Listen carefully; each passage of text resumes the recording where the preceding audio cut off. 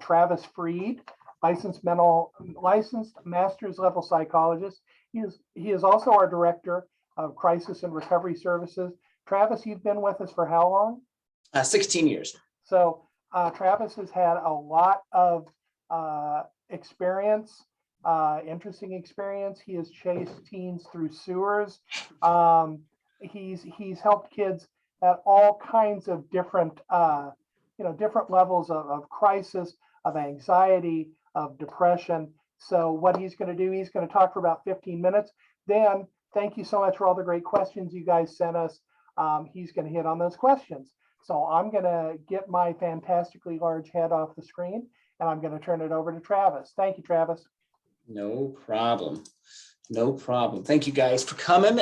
So what we'll do is we're going to do about 15 minutes of just going through a quick presentation I put together, and then we're going to get to you guys' questions and what questions you guys might have. I'm pretty loose with the way I present, so if you guys have questions in the middle of it, just unmute yourselves. It's fine. You can ask a question in the middle. That's okay as well. Basically, the first 15 minutes is really going to be just some basic guidelines, some basic information on how we treat our kids, how we treat teach our parents to work with kids that we work with here at Family Service and Guidance Center, and just kind of go from there.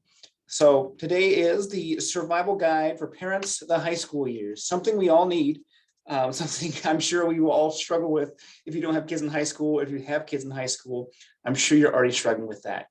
I know what I hear a lot of parents when they come into us with those kids at that age is an age I work with quite a bit. I hear parents talking about, we went from changing diapers, helping them walk the first day of school, and now we're jumping to the depths of high school. And parents remember their time at high school, remember what it was like.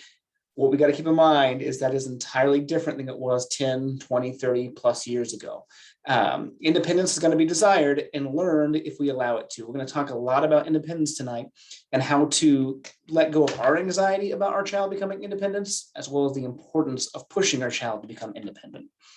Our kids' friends and opinions, as you guys already know that have high school kids, become a lot more important than ours do, which I'm sure is a challenge. As a parent, I know that's a difficult thing. I know that's a challenge when our children, friends start having more influence on their lives than we do, but it's a natural thing in their lives.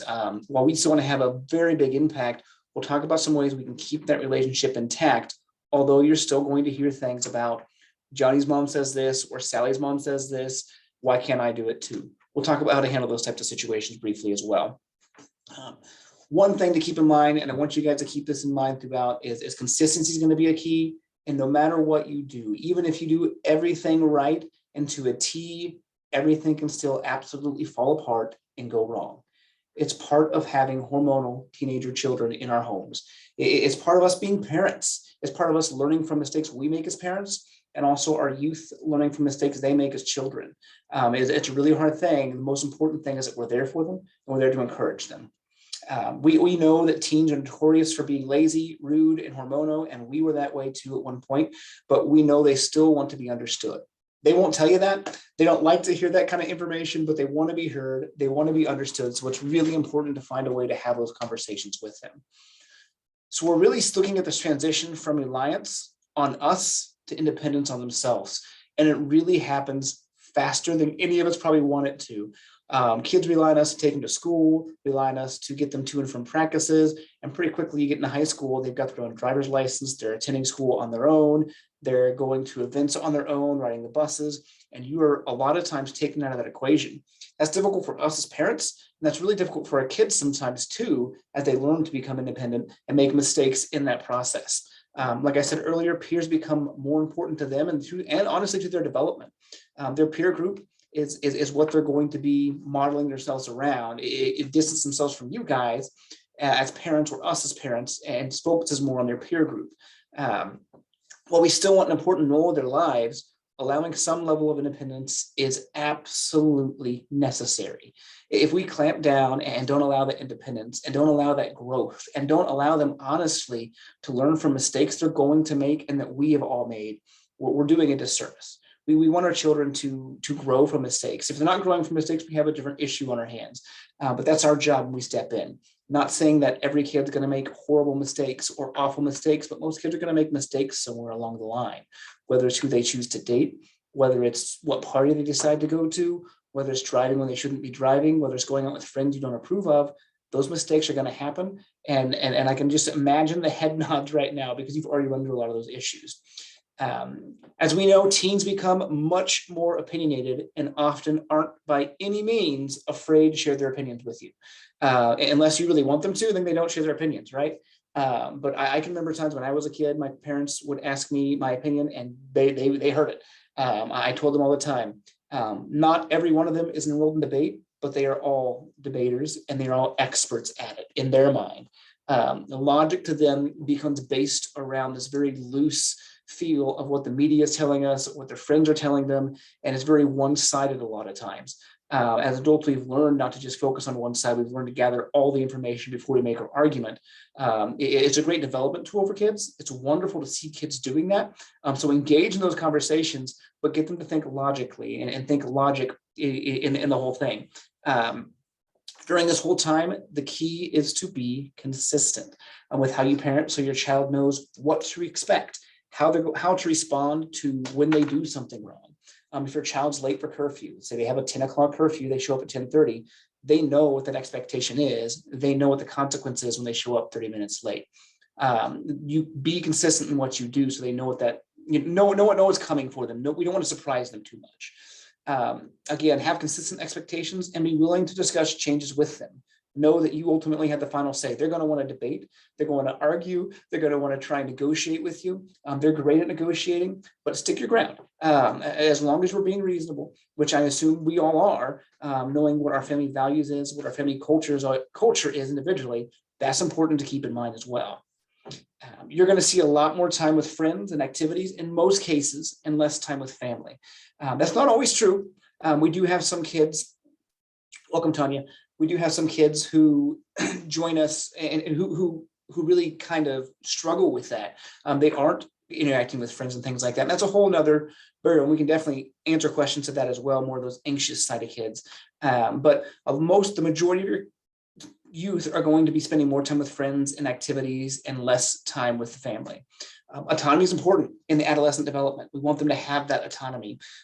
Your child's going to make mistakes. Boyfriends, girlfriends become a much bigger deal. For those of you who are with kids who are dating or at that dating age, whatever you consider that dating age. For my kids, they're not allowed to date until they're 30. I am overprotective. But boyfriends, girlfriends become a huge deal. And while breakups may seem nominal to us, or we may internally celebrate a breakup with someone who we may not have really thought as being a good fit for our child or someone who was a good influence, know that that's very difficult for your child. I see this all the time, and I have parents come into my office and they'll kind of celebrate the breakup while the child's here distraught and really struggling with this breakup because it was the love of their life at age 16 or age 17 or at age 14 or 15 for that matter. When in reality, we know that's not true. We know that odds of that happening are very small, are very slim. They're doing everything they can to get back in that relationship, and they can learn from these relationship errors, these relationship mistakes they've made. And that's what we want. We want them to grow from that situation. So know that's going to be a big one you guys run into all the time is those boyfriends, those girlfriends, those prospective boyfriends, those prospective girlfriends, who's dating who. It's good to know them, obviously. We'll get into that a little bit later as well. When we were, I know there's probably a variety of ages in here, but I know when I was a teen 20 years ago, the world was a lot different. We didn't all have cell phones with us. We didn't have laptops in school. And now that's a reality for a lot of us. All the kids have laptops. All the kids have this social media explosion. 50 different ways of social media, from Instagram to Snapchat to Facebook to whatever else is out there that I'm not up to date on. And it's important for us as parents to keep up to date on those things. And I would obviously encourage you all to be friends on Facebook with your children. Not that you have to snoop and see what's going on, but it's good to see what they're doing and what they're saying, what they're posting, and just so you can be part of their lives in a different way. Because this has become, especially with COVID, this has become a way we communicate the vast majority of times with people. I know I have family that lives well out of state on the East Coast, and I communicate them all electronically. It's all email, it's all Snapchat, it's all Zoom, it's all things like that I communicate them with. It's good to know who they're communicating with, and sometimes what they're saying and what people are saying about them as well, so you can process that with your child. Again, you can think everything is going okay with your child, But in reality, they're very likely some insecurity involved, they're confused, they're anxious. It becomes a lot harder to talk to parents about these kinds of things because we're conditioned as parents to have that long lecture type conversation with kids. In reality, what we really encourage you to do is sit back and listen to your child. When we sit back and listen, just like a therapist would, when a client comes into my office, I sit back and I listen to what they have to say and reflect back what they're saying to me. And then I give my input, I give my 2 cents, whatever I feel like I need to in that moment from a therapeutic standpoint. It's very similar to how I address my children as well. While my kids will often point out to me, Dad, you're being a therapist again. I totally understand it. And I totally respect that boundary to them. And I try not to do it, but it's hard to break out of that boundary because it's just how I learned to communicate anymore. I've been doing it the last 16 years of my life, and it's how I've learned to communicate with everybody around me. And so not that I'm by any means an expert at it. I am not an expert parent. I am a psychologist, and that's what I do for a living. And I love it. So again, when you're starting to see those signs of your child being insecure or confused or anxious, it's really important to notice that, identify that. Even if things seem like they're going well, keep the conversation going. We want to have daily conversations with our kids. If we're not, we're missing opportunities to build that relationship stronger because we know when they transition to that teenage years, that relationship tends to dwindle a bit. It tends to go really well and then drop a bit. Again, be consistent. Despite the changes, know that you as a parent are still absolutely needed. No matter what your kid says, you are needed. They're going to disagree with you. They're going to test you. They're going to be hormonal wrecks at times and hard to understand. But remember, we were all there once too. And sometimes we still are. Sometimes we still struggle with that. So real quick, just helping your child transition to high school. Some youth are incredibly excited about the opportunity. They're ready for a new experience to feel a sense of accomplishment starting high school. They're excited about new opportunities, new friends, and new relationships, and other things you don't want them to be excited about, like the party on the weekend, like going out and dating, like other things that were more serious, talking about sex and things like that. Good conversations to have with your kids, drugs, alcohol, keep those conversations open and don't make them taboo in your house. Make that conversation open. So if your child does start to experience some problems, they're more willing to talk to you about it, and knowing that you can have a cordial conversation rather than just lecturing them and giving them a hard time about it. Some are overwhelmed. Some are very anxious. Transition can be brutal for many of our kids. Middle school is rough. Middle school is very difficult, as we all know. We've all been there. There's more autonomy though when you get to high school, and there's more social expectations, more academic expectations transition to high school. So some kids really struggle with that. So be aware of that, be mindful of that, be attuned to that, and ask your kids those questions. How's school going? Who are your friends? Know who their friends are. A larger setting can be very intimidating, as it can be, and you can also see an increased workload in school. Apologize for that. And then there's added pressure for academics, athletics, extracurriculars, just depending on what your child's in. There's just that added pressure for extra things to do and getting engaged in that because your peers are wanting to do it, or your peers' friends are wanting to do it, or whatever. Again, just some quick notes here. Allow for autonomy, set consistent rules and expectations. One of the keys that I tell every family is know your child's friends, know who they're hanging out with. I know this was an expectation my parents had that drove me bonkers, was every time I was out with somebody, I had to tell them who I was with, where I was going. Now as an adult, I totally understand it. And I totally respect that my parents did that because it kept me safe. They knew where I was. They knew I wasn't out doing something ridiculous. I grew up in a small town, just 15 minutes from here in Silver Lake. And so it wasn't like they didn't know everybody in the school. They did. They knew everybody I was hanging out with at all times. They knew who I wanted to hang out with, who they didn't want me to hang out with. But what I encourage is take that next step too. Don't just know their names. Invite them over. Have them to your house. Go out and do something with them. Take them out to an outing with your child. Go to the skating rink. Go out and eat with them. Get to know your friends, your child's friends as well, because that's who's really influencing them. Once they get into high school, our influence on parents drops significantly, and that influence of peers becomes so much more important because it's all about image. It's all about how we're perceived by our peers. While we still have an impact as parents, again, like I said, it's much more limited, and we'll talk about how to make that a little more increased a little bit later too. So right now, actually, so what we want you to do is listen to your children. Don't talk at your children, talk to them. I know no one's got their cameras on right now but me, but I can recall many times my parents had lectured me for whatever it was, and I don't remember a word they said during that lecture, because the entire time I'm thinking, I know I messed up, I did something wrong, give me my consequence, let me move on with my life. And as a teen, that's what's going on through their mind. If we're sitting down having a 20-30 minute lecture with them, they're fed up with you, they're going to start arguing back. It's not a good way to do it. You want to sit down and listen to their side of the story too. Let them have their say and reflect back to them what they're saying. If you're changing a rule in the home and saying, hey, you know what, you haven't made curfew at 11 o'clock, I'm actually going to move it earlier to 10:30 until you show me some responsibility, and you can make that 11 o'clock curfew again. And your child wants to argue, hey, you know what, I'm going to listen to you. I hear that you're upset with me, but you got to understand why I'm doing this, and then give your explanation. But listen to them and let them know you're hearing them by reflecting back what they're saying to you. So if your child is upset, it's okay to say, hey, I see you're mad at me. That's okay. It's okay to be upset with your parents. It's how you handle that anger. It's how you handle that aggression. It's how you handle that defiance. We want our children to know it's okay to be mad at us. It's okay to be frustrated with us. But we also want them to know that we're in charge and we have the final say. Ask questions about school, friends, teachers, practice, etc., and show a genuine interest and try to ask questions in an engaging way. Don't wait till there's a problem. Ask early, ask often. If we wait until there's a problem, we're not building that relationship the entire way. And then kids feel like we're just interrogating them and trying to make that situation, just focus on them at the one time. What I always say is remain strengths-based. Catch them being good. Catch them doing the things right. We don't just want to nitpick at things they're struggling with. If they have 4 failing grades and 2 passing grades, let's talk about those 2 passing grades too. Hey, you're passing English and science, that's great, but you're failing PE and band and choir. How can we get you to pass those other 3 grades? You're doing so good in these 2. I really like to see that. How can I see you be successful in these other ones? So use those strengths, use those areas your child is successful at. Even if they're failing everything, you know they may have a history of better grades. You know they have a really good social group at school. You know they're doing really well doing their chores at school. Focus on the strengths. There's always something you can point out that's positive. We are guilty as parents, as husbands, as wives, of pointing out the negatives way too often. We need to improve at that.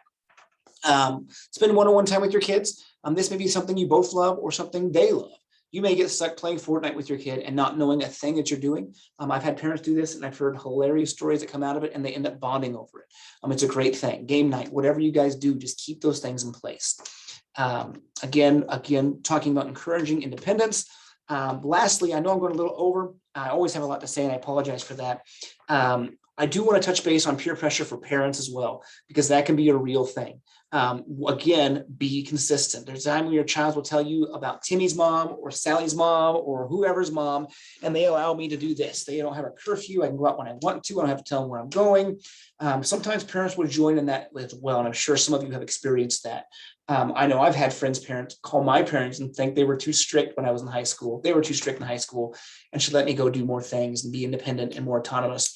And I'm glad my parents didn't. At the time, I obviously disagreed with it, but now I see it as an adult, and I'm glad my parents didn't, because it helped me develop in a completely different direction. And having that autonomy and that control my parents had over me wasn't overwhelming. And that's not what we want. We want our kids to have that fine balance. We want to know who they're with. We want to know where they're at and be consistent with our reactions and how we're handling those situations. Set your family's rules and expectations. Every one of us has different family values. Everyone has different family expectations. For some people, screen time is fine all day long. For some people, screen time is fine for an hour a day. For some families, they go to church. Some families don't. Some families have Christian-based values. Some don't. Some have, whatever values. And so set your family's values. Have that expectation. Have that conversation. If you want your child to follow those values your family has, or that mini culture you have within your family, have those conversations consistently. Make it part of your daily routine. Make it part of your life. Let your child know that all families have different expectations and for different reasons, but you set your boundaries because you love them and you care about them. If you get in that situation where other families are persuading you to change your expectations, don't fret. Sometimes I've had the parents say, but don't you want your kids to have fun too? That's fine, but it goes against your family's rules and expectations. Opening his door gives your child kind of that leeway to say, oh, I don't have to follow my parents' rules. Again, that goes back to that consistency piece. So just wrapping it up before we open up to questions, consistency is everything. Consistency is key. Develop a strengths-based relationship. By that, I mean, don't nitpick what's going well, sorry. Catch your child being good. a key phrase I would love for everybody here to use frequently and talk to your spouse about, and those that you interact with in the community, catch them being good. We use that with our staff here in our crisis center, because a lot of times we focus so much on our job and so much on getting kids in and out of our crisis center and mentally well, that we don't focus on the things that we're doing well, that we only catch the things that we miss, maybe a mistake here and there. But we always want to be strengths-based and catch our staff being good, catch our kids being good, catch your husband being good, catch your wife being good, all the above. Ask questions. Listen and don't talk at them. Don't sit down and have a long lecture. It's not an effective way to communicate. Let them have their say. Let them talk to you. If you need mediation, that's fine. If you get tired and you live with someone else in the home who's a parent with you, ask for help. There's many times when I've had a tag out and I have to go call my wife and I'll say, hey, Trista, I'm exhausted. I need you to take care of my 3-year-old. My 3-year-old boy, he's a monster and he's a handful, especially at bedtime. Bless my wife, she's doing that right now. But you know, it's tough and it's challenging, it's exhausting. And so it's nice to have that person. If you don't have that person next to you, find someone, find someone you can call to vent to, find a parent, a grandparent, whatever it is that you can find to help you in that situation. And if you don't, ask for help other places. Come to Family Service and Guidance Center, ask for help from your local mental health center. There's parent support services, things like that can help you. Again, avoid long lectures, and then show genuine interest in their friends, schoolwork, and their activities. Don't just dismiss friends because of things you've heard. Get to know their friends and get to make an impact on their friends' lives as well. Lastly, I just want to say being a teen is incredibly challenging. It's not the same as it was 10, 20, or 30 more years ago. When I was a teen, it didn't matter what I wore. It didn't matter what shoes I had. It didn't matter what kind of phone I had because we didn't have them. It didn't matter what kind of laptop we had. Those things are everything now. Your social media profile means so much more than your actual presentation in life. And so knowing those things, those different pressures kids have now, it's tough. It really is challenging. So know that pressures are different, expectations are different. Social media is alive and well, and while some things are more transparent, they are also more easily hidden because of social media. So be involved in your child's aspects of their lives. With that, I'll open up to any questions you guys have. Some of you did send in questions beforehand, but I'll see if anybody has questions. Feel free to unmute and just jump in and ask questions. I'll give you a few seconds and then I'll just jump into questions people ask before the training.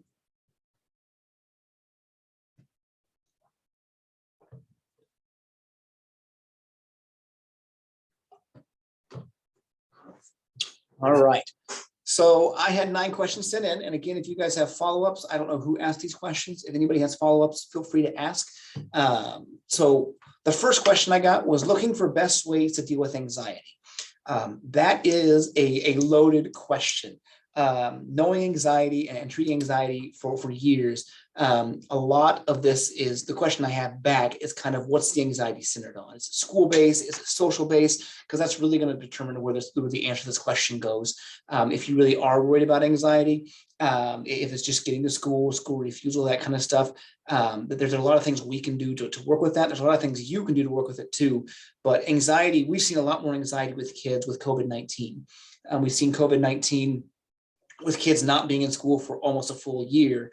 Now they're getting back to school at the end of last school year, and they're starting a school year still with this pandemic in full raging force again, despite what's going on. They're back in the situation. They're having to learn to interact again. So a lot of questions do revolve around the COVID-19 situation and not being in school for a while. So I can't give a really good detailed answer on the anxiety question without having more information, because I don't want to guide you the wrong way. Anxiety is one of those really fickle things that we know really well, but we know it so well that we know how to treat it depending on the specific types of anxiety there is. So if whoever's here asked that question has more questions about anxiety, please ask. I'm doing my best to answer that.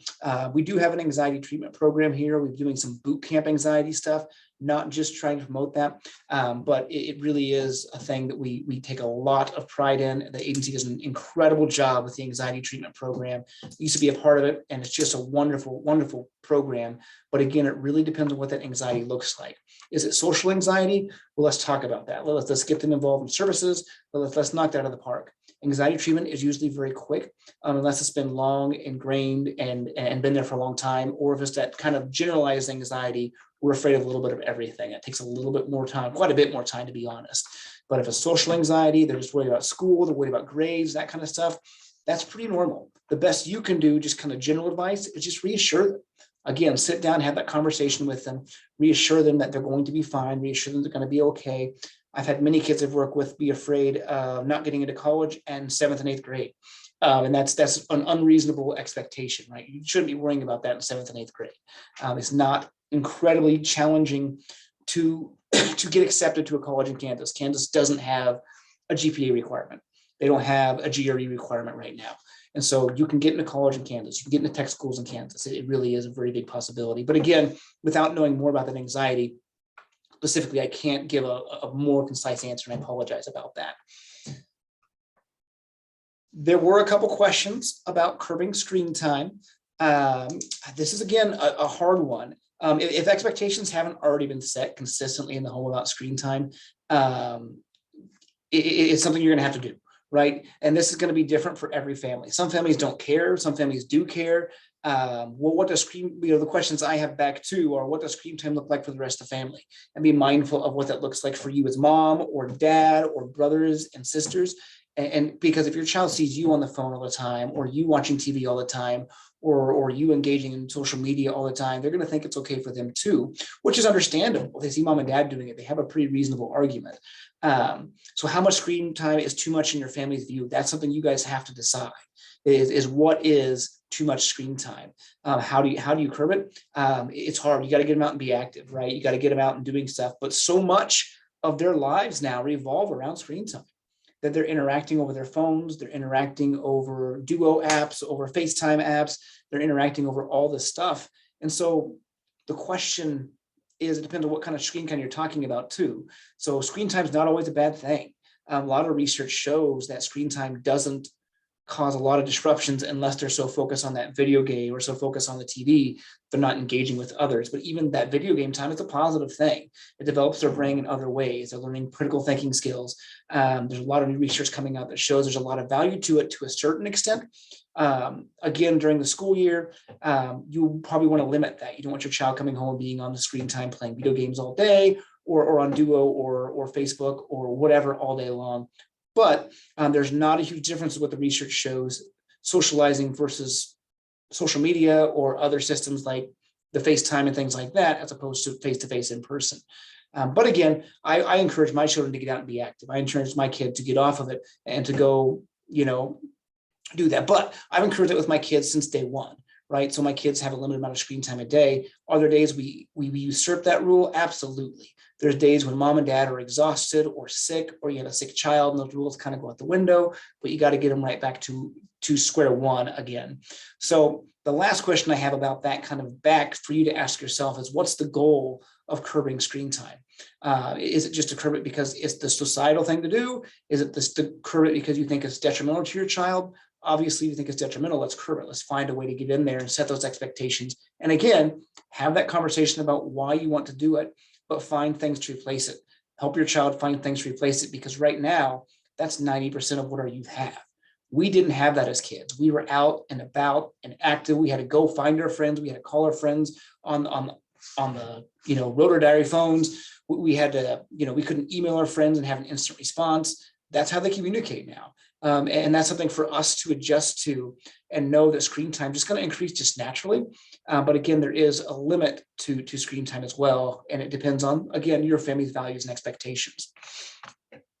The next question: how to set boundaries, give a consequence, and then deal with it. You don't love me.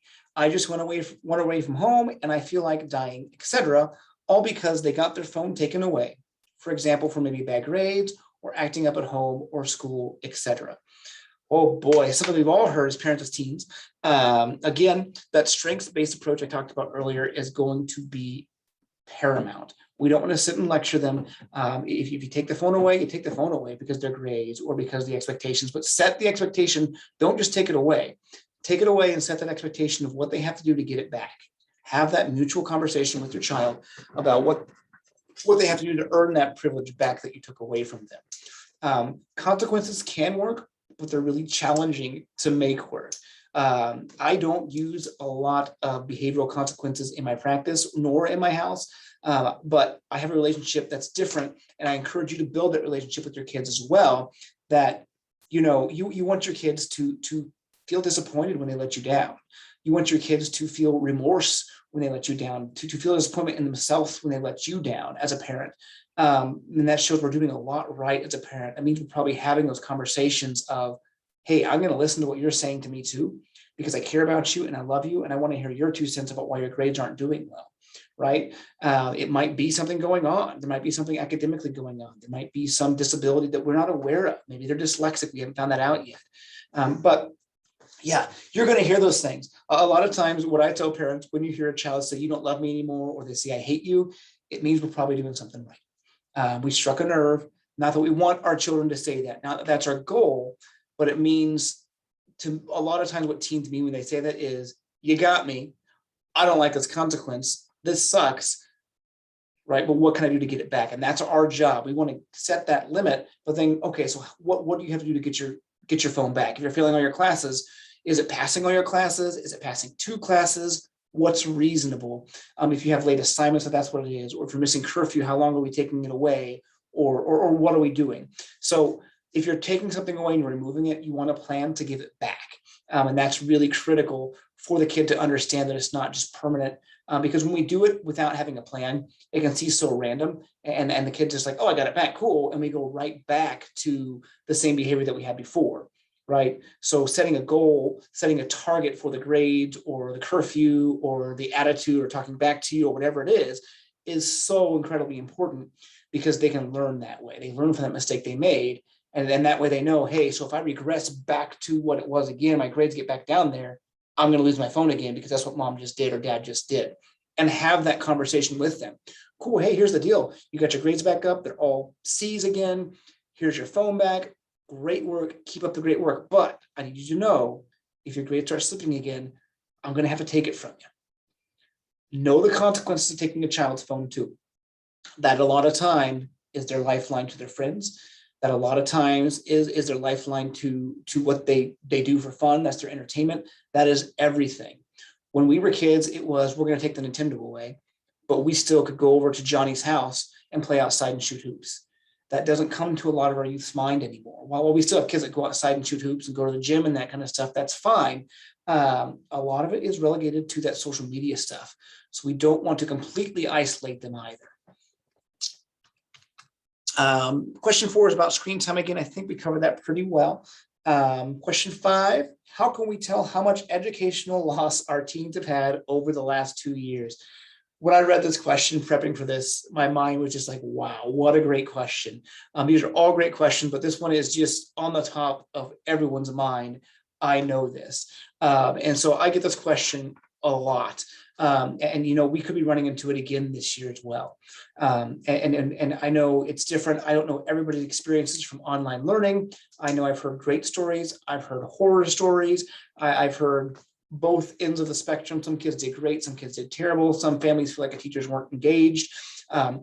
Regardless of the situation, this is a question that's, again, very difficult to answer without knowing your child, but you're going to know. You're going to know by how they get into school and how they start their school year right now. So most of that loss of education that kids have comes during the summertime.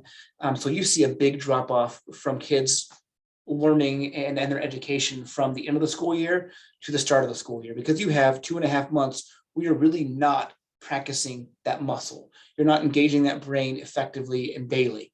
As adults in our professional jobs, you think about it, we are doing it every day.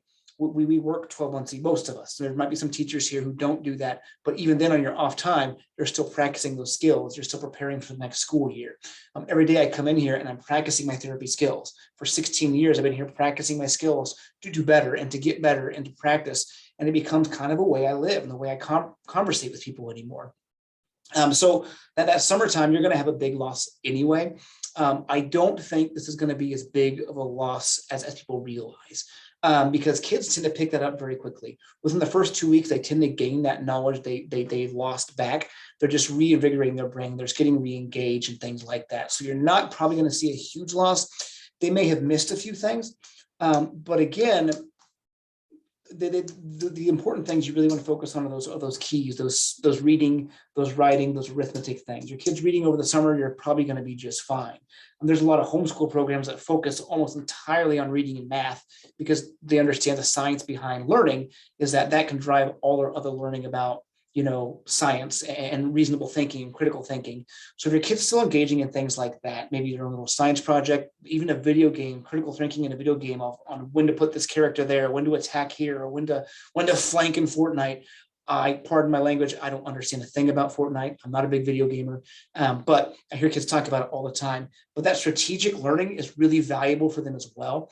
Playing chess, playing board games with the family, those kind of things are really, really important. You can learn so much outside of school too. In school, you're doing a lot of book work. You're doing a lot of things to improve your education. And is it critical? Absolutely, it's critical. But you learn so much more in school about just how to live and how to be independent and how to be, especially in high school, how to become an adult is really what you're training yourself to be. If I look back on what I learned in high school, to what I use now in my professional career, it's math and it's reading, right? It's writing, reading, arithmetic, the typical things that we used to hear all the time. The science that I learned in high school, I apply it, but I apply it in different ways because it taught me how to think. And that's really what you're looking for, is that your child is learning how to think differently, learning how to think critically. And those are key aspects to know whether your child has gained or lost knowledge. The state testing does a pretty good job of measuring that as well. So it's not something I would stress too much about. I know a lot of parents are worried about this, but this is the same spiel I give most parents who have come to me about this, is that we don't worry about it too much in the sense of, it's hard to fall behind. It really is hard to fall behind. They might have lost a little bit, and if they did, they're going to have to work a little harder, and that's tough. We want to be empathetic toward that, but again, you're going to get those gains back pretty quickly. You don't lose it for long. It's similar to riding a bike. They still had education. They didn't have any. It wasn't like they weren't being educated for an entire year or two. They still had education online. It probably wasn't what we wanted being in person. To me, what was lost more to those kids that I see is that social aspect and learning how to re-engage with their friends and that independence, that autonomy. That's what I worry about more. But again, I work in a social science field, right? I focus more on the emotional aspect of things. But when you talk about emotional well-being, people who are emotionally well tend to do better in their jobs, tend to be more intelligent, tend to be more effective in what they do in their lives as well. So that emotional loss is probably much more important. That loss of the state basketball game or whatever it is, those are really important things to our kids. The loss of your prom, those things, what may not seem as important as your education, they really are an important piece of our education as well.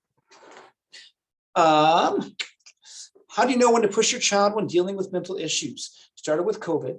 Things are good now, except her room is a disaster and not helping around the house. We have a good relationship and she wants to do things but forgets and doesn't do them.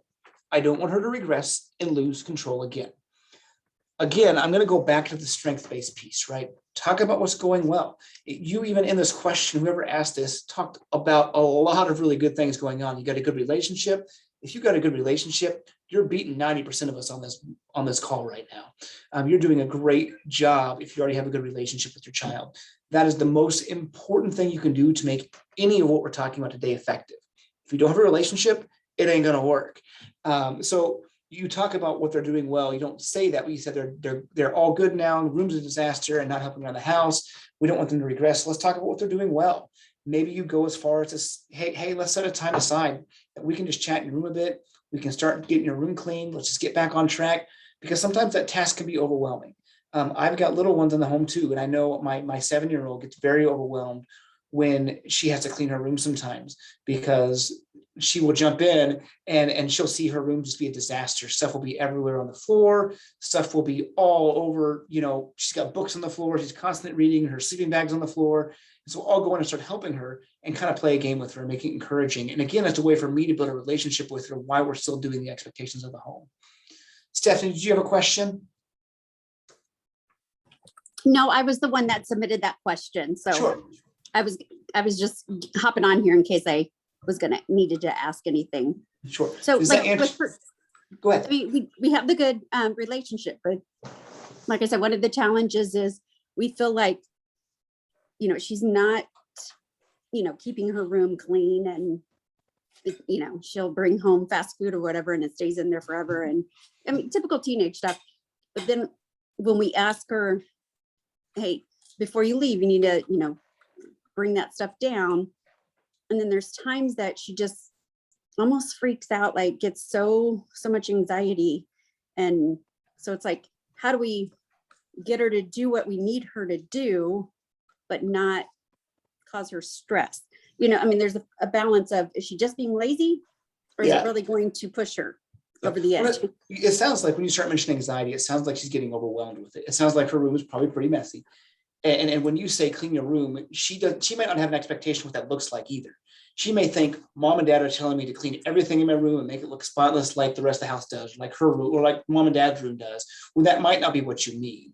So really setting that parameter and saying, hey, let's start with this. Just get the fast food bags out of your room today. Tomorrow we'll start with step B, right? So maybe make a list of things she can do each day so it's not so overwhelming. Today, I want you to take the fast food out. Tomorrow, I want to get your clothes out of your room and get them downstairs in the wash or wherever the wash is. Or does that make sense? Just take it one step at a time. Yes.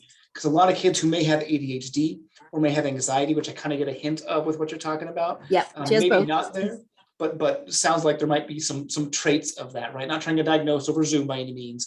But it seems like there's some traits there. And I know me personally, being someone who struggled with ADHD, if I don't break things down in the list, I'm going to fail miserably at it, right? I have to break it down into steps. I've been working on a project that's probably taken me 80 hours in the last 2 weeks. And it blew up today because everything changed, right? Incredibly frustrating on my end, but I wouldn't have gotten anywhere near done by the time I needed to get done if I didn't break it up in chunks, right? And I knew I had a tight deadline to get it done, but I have broke it down in chunks for myself, knowing that's how I learn best and that's how I function best.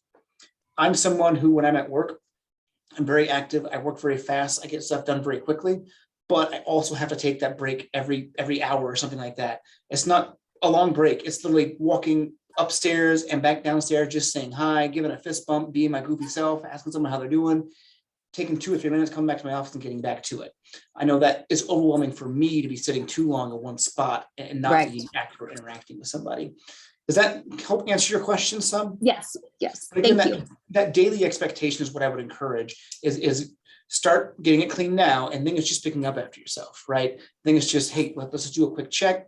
Looks great today, because it becomes much less overwhelming once we start knocking little tasks out at a time. And then the room's clean and we just pick up after ourselves. It's not a problem anymore.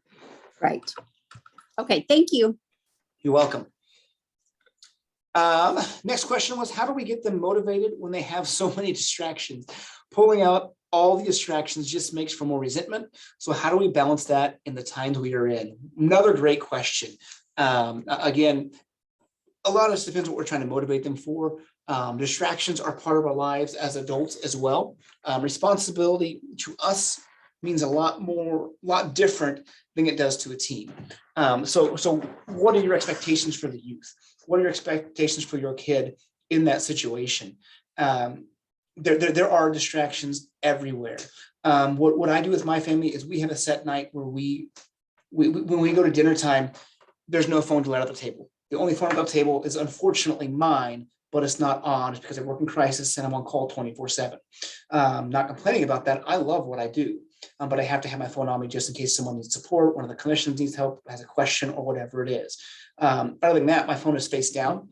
We're sitting down, we're having a conversation at dinner.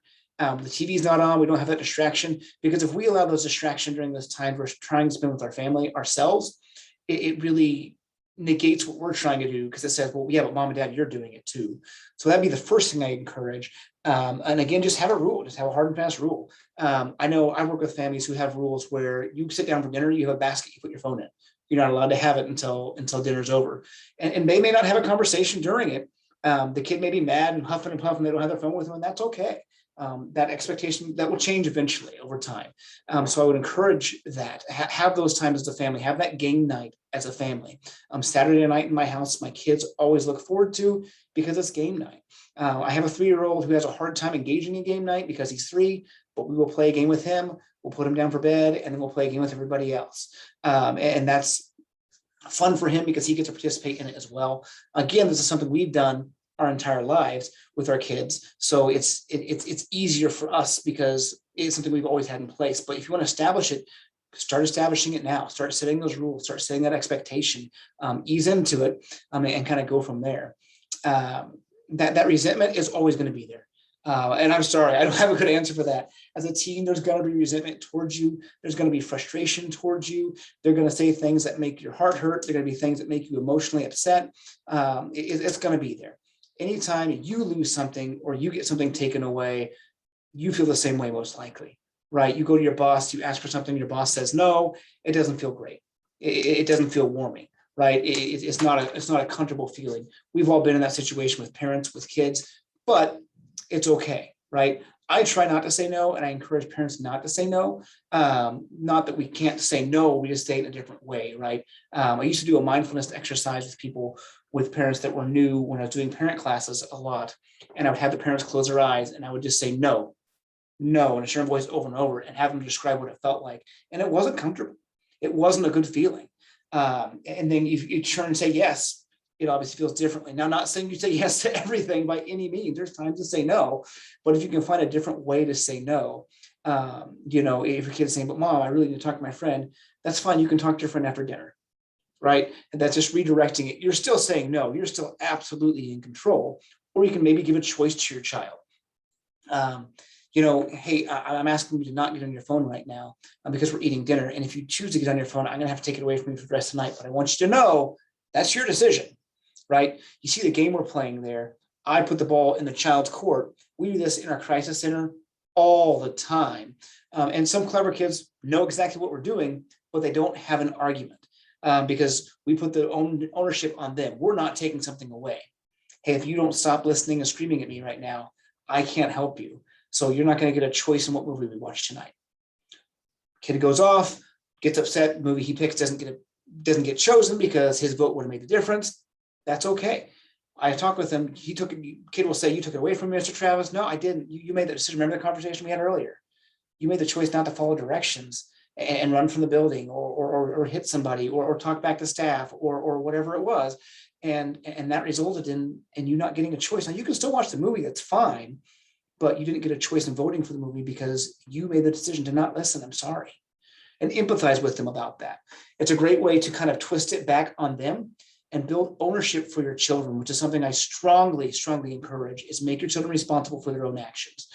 And by doing that and by giving them choices and talking about the choices they made is so important. But again, don't talk at them, talk to them. And I hope you all understand what I mean when I say that. Don't just sit and lecture them, have a conversation. How do you encourage a high school age teen to start looking at future goals? Great question again. What I always encourage is do it with them. First off, do it with them, but also understand that they don't have to have their goals set. They don't have to know what they're going to do. They don't have to know where they're going to go to college. Yes, we want them to start looking at college. Yes, we want them to start looking at tech school if that's their goal. Yes, we want them to start looking at scholarship opportunities. We can talk about all that, but that's okay too, because the vast majority of students who go into college change their degree course 3 or 4 times. It's not uncommon. 4-year college degrees are very rare anymore. Most kids are going for 5 or 6 because they change their degrees so many times. They get into it, it's not what they thought, and they change again, and they change again, and they change again. I strongly encourage kids I work with and my own children to go get that generalized education and dabble in places here, psychology, social work, science, law enforcement, whatever they're interested in, and then really start focusing in on that and make that your career choice as you go that direction. They have plenty of time to make a decision once they start college. And they're going to change so much from high school to college, from freshman to senior, from junior to senior, from senior to freshman in college. There's going to be a lot of transition times, a lot of things that develop them and change them. So I came from a person wanting to do chemistry, and I ended up as a psychologist because I fell in love with it. I fell in love with this organization. I fell in love with the kids I worked with, and I fell in love with learning about how the human mind works. I see Jim pop on. I think he's going to give us a 10-minute warning. All right, I'll give it for you, Jim. 10-minute warning. So I have one more question to go over, then I'll open it back up to you guys. Let's see, how do we allow or let go some of the control? I struggle with allowing my daughter the independence she needs and the structure and boundaries she seems to also require. I love whoever wrote this to make me laugh when I read it, because afterward it says in parentheses, wow, when I type this, I sound like a control freak. By no means do we think you're a control freak. We think you're a parent who genuinely cares about your children, genuinely cares where they're at, what they're doing, etc. Now, when I was 15, 16 years old, my mom was very similar to this, and I thought she was a control freak. I wrote an essay for an honors class in high school about my mom. We had an exaggerated story. So I wrote a story about being a second late to my parents' curfew. And my mom was calling me, the FBI is involved, there's helicopters looking for me. While that was a gross exaggeration, in my mind, that was reality. I was not to be late because I knew my butt was on the line, right? I was under fire. So don't take that as being a control freak. You set those boundaries, you set those goals to your family's values, to your values. Now, if you're so strict that you're not letting your kid go out and do things, you're not letting your kid go out and participate with other kids, that becomes a bit of a problem, right? We want them to do it, but to make yourself more comfortable with it, ask yourself that question. What do I have to do to make myself more comfortable with my child going out and doing these things, becoming independent? Is this your anxiety or is this your child's anxiety, right? If it's your anxiety, it's something you're going to have to work through, because they're going to get there eventually. And we're just doing a disservice sometimes if we're holding on to them so much and not letting them be independent. Our kids learn more than anything from the mistakes they make. Our brains are designed to learn from the mistakes we make. That is the best way we learn. That is the best way we function. Now, we don't want our child to go out and go to the party. We understand that. I understand that's a fear that we all have with our kids getting in the teenage years and going out and using substances and having alcohol. But have that conversation with your kids. Be open, be transparent about those conversations if that's the concern. But yeah, letting go of some of that control can be really hard. And we go back to that, I was diapering you and it felt like it was 2 years ago. I was teaching you how to walk, potty training you, and you wanted to snuggle all the time. And now I see you maybe an hour a day. Right? When I was in high school, I went to school, I did my athletics, I went to work, I came home, I hung out with friends, played in the backyard, hung out in my room, and went to bed. That was it. And that's pretty normal for teens anymore. If you want that time built in, build that time in. That's fine. Strongly encourage it, because it builds that relationship post high school and during high school. Your kids need you during this time, but they also need their friends. They also need to be away from you so they can learn, so they can grow, so they can have that independence. Again, don't worry. We all do it to a degree, and it's our job as a parent. Start with asking yourself what the worry about the independence is. What's your anxious barrier to that? Excuse me. Pardon me. Do you not trust them? Do you not trust others? Are you anxious? You can still put structure in place. They can still go out. My parents made me, and it drove me crazy, but I respect it more than I ever have now at age 36. I respect it now because I understand what my parents were doing, right? I would go out riding my bike all day. I still do, ironically, but I would go out and ride my bike all day long. And my parents would have me check in every 30 minutes. I'd have to drive by the house, and check in. And if I didn't, my dad had an air horn. He would blow in a little tiny town. And you hear that air horn, I knew my butt had to get home in a hurry or I was in a lot of trouble, right? Because I missed my timeline, I missed my deadline, whatever it was. And that was something I just knew. And my friends learned that was my parents' expectation. Why we all thought it kind of stunk. We talked about how much it sucked each other. It was what it was. And so it was a small town. It wasn't a huge deal for me to get back in 30 minutes, no matter where I was. If my parents knew where I was and I was going to a different friend's house, they just asked me to let them know. So I would call from a friend's house, say, hey, I'm leaving Johnny's house. I'm going to Sally's. This is who's going to be there. I'll still be home at 10 o'clock. And that was the expectation that my parents set. And it's the expectation I learned to follow, because I knew when I didn't follow that, I didn't get to do it anymore. And again, having that consistent conversation with my parents just about how life was going, how school was going, who my friends were, them knowing my friends, having conversations with my friends, made me feel like my parents were invested in my life.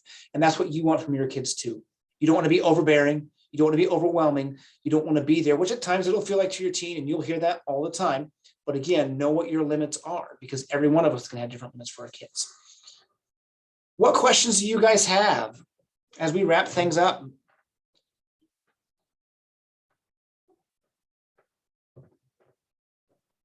if any? Anybody?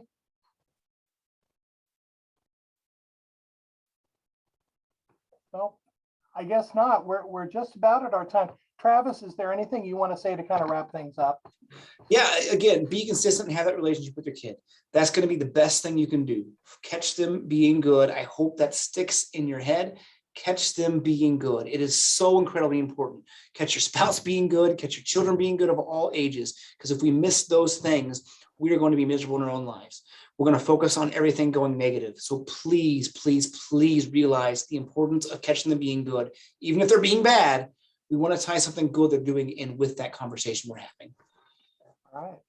Well, Travis, thank you so much. We really appreciate all your wisdom that you've shared with us tonight. I do want to take care of a couple of things before we go, though.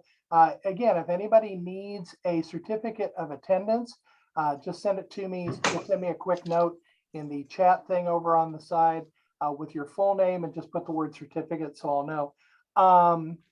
Again, this is going to go up on our website tomorrow morning, probably sometime around 10:30. It's fsgctopeka.com. There's a big blue box that says parent resources over on the right-hand side. Click that box and somewhere near the top of that page will be our the video for this particular session. One other thing I want to mention before we go is that if any of you Kansas residents know of someone who's really struggling because of the pandemic, maybe it's homelessness, maybe it's health, it's money, they can't secure food for their family. We are part of a program called Kansas Stronger Together. We'll tell you a little bit more about it on our website, fsgctopeka.com/stronger. We have a brief contact form there. If they're looking for help, they can go there, fill it out, just give us a brief synopsis of what they're dealing with. We will be happy to get them in touch. We can either help them or get them in touch with resources. And we're happy to do that. This pandemic's taken such a toll on all of us. And finally, the last thing I want to tell you, the next real world parenting conversation is Thursday, the 16th. Travis talked about a lot of important conversations you need to have. This session is titled Suicide, Another Important Talk with Your Kids. And you don't have to have a child who is suicidal for it to be important to have that conversation. Travis, can you just speak to that real quickly? Yeah, absolutely. This is a conversation I have with my kids probably relatively frequently. And my oldest is a 10-year-old. But I have that conversation about self-harm and suicide and what it means, because you don't want it to be taboo. And that's what I'm talking about with drugs and alcohol, and those conversations with your child as part of building that relationship. You want them to know they can come to you for that conversation and not just a therapist. You want to be your child's therapist if you can at all means. And in some situations it doesn't work. And that's when we step in and we help you become that. And that's our job. So yes, don't make those topics taboo. When you see it on the news, talk to your kid how they're dealing with it. Talk to your kid how they're functioning with it. It opens the door to have that conversation. So I strongly encourage you guys to go to that training. It really will talk about, suicide. Talk about it. You save lives by talking about it. You really do. And the other thing is, if you're concerned that if you talk to your child about suicide, it'll give them ideas. Study after study says, nope, you're not giving them ideas. That's just not how it works. They appreciate, and the fact is they will appreciate you bringing it up to them, because then it's okay to talk about it. So, all right, well, that's everything. We want to thank you so much for tuning in to Family Service and Guidance Center and this presentation. Thank you so much, Travis, for helping us out, and we will see you all soon. Thank you so much, folks. Have a good evening. Thank you, guys. Bye-bye.